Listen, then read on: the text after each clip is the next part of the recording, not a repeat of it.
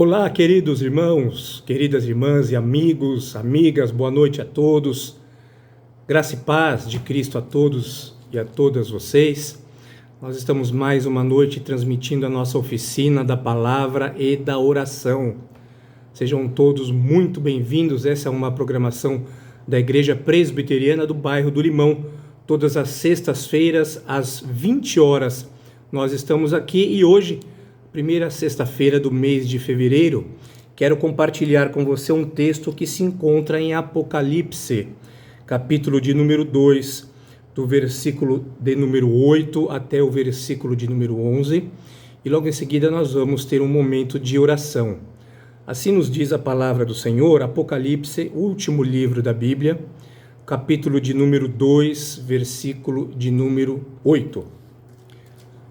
Ao anjo da igreja em Esmirna escreve: Estas coisas diz o primeiro e o último, que esteve morto e tornou a viver. Conheço a tua tribulação, a tua pobreza, mas tu és rico, e a blasfêmia dos que a si mesmos se declaram judeus e não são, sendo antes sinagoga de Satanás. Não temas as coisas que tens de sofrer. Eis que o diabo está para lançar em prisão alguns dentre vocês, para ser disposto à prova, e tereis tribulação de 10 dias. Se fiel até a morte, e dar-te-ei a coroa da vida. Quem tem ouvidos, ouça o que o Espírito diz às igrejas. O vencedor, de nenhum modo sofrerá dano da segunda morte. Queridos, nós olhamos para a Europa com muita tristeza. Temos acompanhado a guerra que, dia 24 agora, completará 2 anos.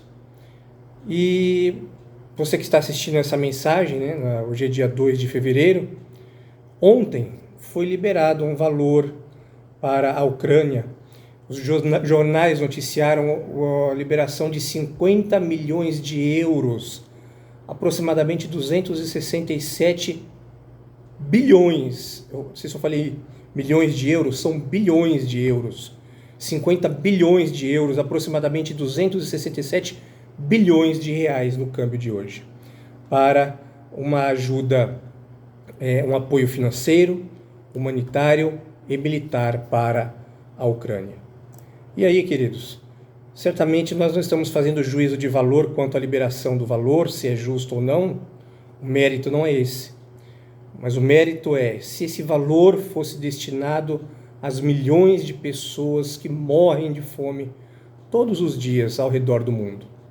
Quantas pessoas poderiam ser auxiliadas em virtude da miséria que sofrem por um valor astronômico como esse?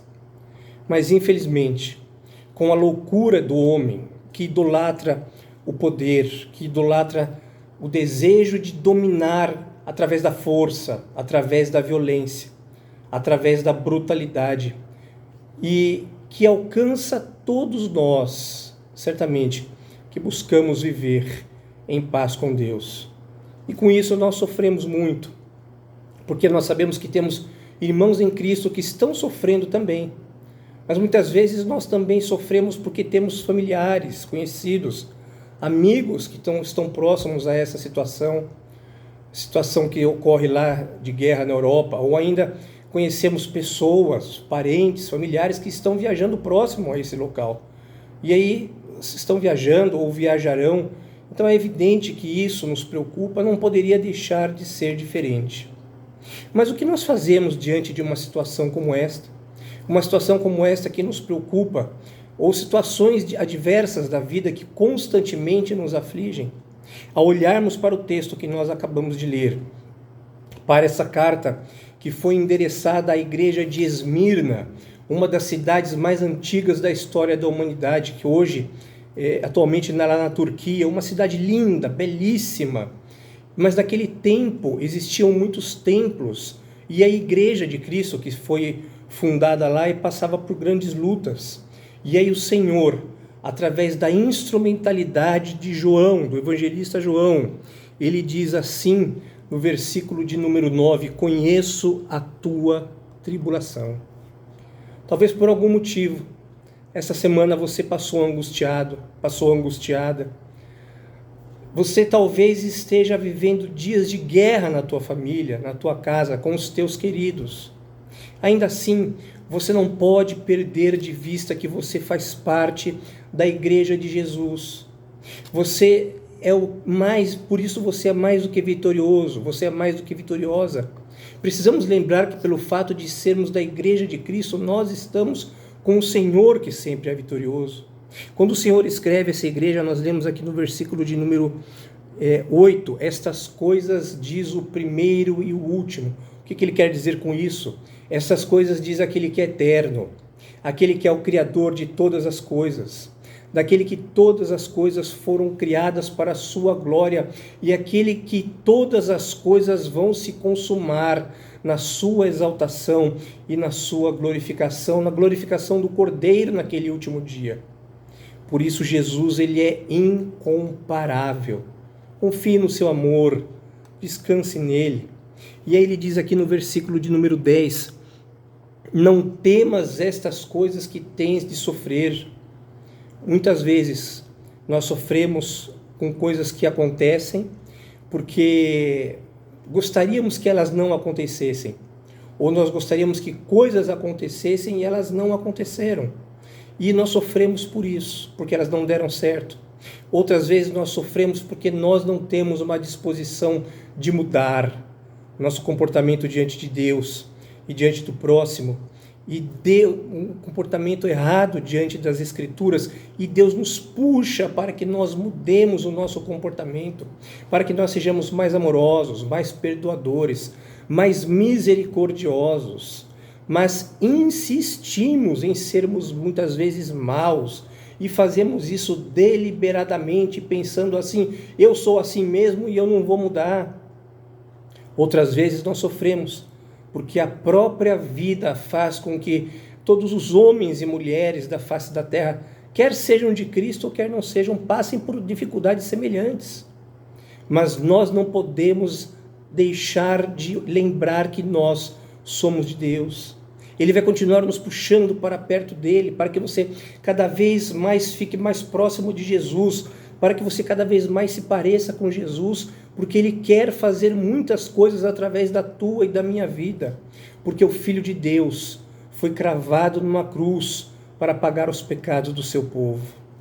Mas no terceiro dia, a morte não pôde detê-lo, porque Jesus da morte se levantou, Jesus ressuscitou. Ele venceu o maior inimigo que até aquele momento ainda não havia sido derrotado por ninguém, que é a morte. E ele ressuscitou. Por isso que ele é o Senhor vencedor. E é por isso que ele diz aqui, eu sou o primeiro e sou o último. E aí ele continua mais à frente, ele diz assim, no mesmo versículo de número 10, sê fiel até a morte e dar-te-ei a coroa da vida. Queridos, como Igreja de Cristo, nós não precisamos ficar desesperados no dia da guerra, preocupados, chateados, aflitos, talvez um pouco, mas desesperados nunca. Na dificuldade, nem precisa deixar que a angústia aperte teu peito, porque Jesus é aquele que é o eterno, ele é o Deus exaltado, ele é o soberano Senhor, ele é o Criador, ele é o Redentor que venceu a morte e está conduzindo a tua vida, está conduzindo a minha vida e está conduzindo a vida da igreja. Confie no cuidado do Senhor e ore. Mas ore não apenas por você, ore não apenas por aqueles que você sabe que estão sofrendo, mas ore também por aqueles que você sequer conhece, mas que também sofrem. Esse é o nosso chamado, orar uns pelos outros, e nós sabemos em quem temos crido. Quem tem ouvidos, ouça o que o Espírito diz às igrejas. Amém. Queridos, eu quero orar por você, quero orar com você.